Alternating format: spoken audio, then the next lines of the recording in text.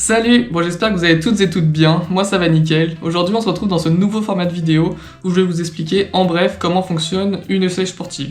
Donc ici je vais me baser sur ma propre expérience puisque ça va faire bientôt 3 ans que je fais des sèches chaque été. Donc je vais vous donner toutes les étapes à suivre, toutes les astuces que je peux vous donner pour que vous puissiez faire une sèche dans des bonnes conditions. Donc la première étape ça va être de prendre un point de référence. Donc ici vous allez vous peser, prendre quelques mensurations comme tour de taille, tour de cuisse, tour de pec, ainsi de suite. Et vous allez vous prendre en photo. En fait, c'est quelque chose qui est super important puisque c'est ce qui va vous permettre ensuite de réévaluer si ce que vous mangez et ce que vous faites comme sport, c'est suffisant pour votre sèche ou non.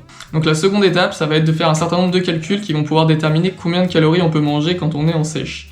Donc on va commencer d'abord par le métabolisme de base qui correspond donc à la quantité d'énergie que ton corps utilise sans faire de sport. Donc pour ça, on utilise des formules, donc ici celle pour les hommes, celle pour les femmes.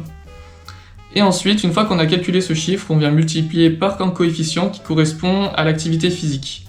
Donc ici, je vous mets les listes des activités des coefficients. Pour finir, une fois qu'on a multiplié notre métabolisme de base par ce coefficient, on vient retirer entre 10 et 20% de cette valeur pour avoir notre quantité de calories pour la journée en sèche.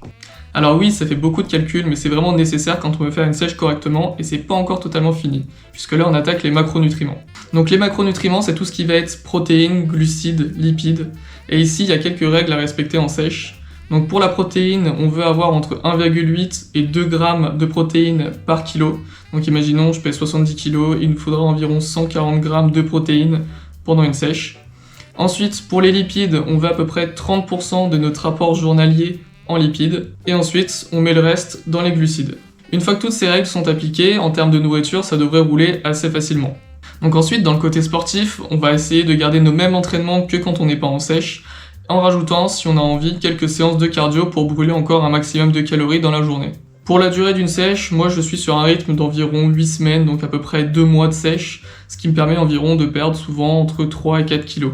Une fois qu'on a posé les bases, je peux vous donner maintenant quelques petites astuces pour que vous puissiez réussir votre sèche encore mieux. Donc le premier conseil que je peux vous donner, c'est de vous hydrater correctement. Ici, l'eau va permettre de jouer un rôle de coupe-faim et en même temps va permettre à votre corps de mieux ingérer tout ce que vous allez lui donner. Ensuite, le second, ça va être d'avoir un rythme de sommeil qui est assez régulier, donc environ 6 à 7h30 par nuit, ce qui va permettre aussi à votre corps de pouvoir se régénérer après vos entraînements, puisque vous allez forcément avoir un tout petit peu moins d'énergie. Et le dernier conseil, c'est quand même de se faire plaisir. Donc ici, vous savez combien de calories vous devez manger dans la journée. Ensuite, à vous de savoir si vous voulez faire 4 petits repas, si vous voulez faire ne pas manger déjeuner et ensuite faire 2 repas dans la journée en ayant des gros repas. C'est à vous de voir, vous savez combien de calories vous avez à manger et ensuite vous allez pouvoir faire en fonction. Donc il faut vraiment se faire plaisir et pas juste se priver de tout. Bon voilà, j'espère que ce nouveau format t'a plu. Si jamais c'est le cas, n'hésite pas à t'abonner, à aller voir mes autres vidéos, ça me fera vraiment super plaisir.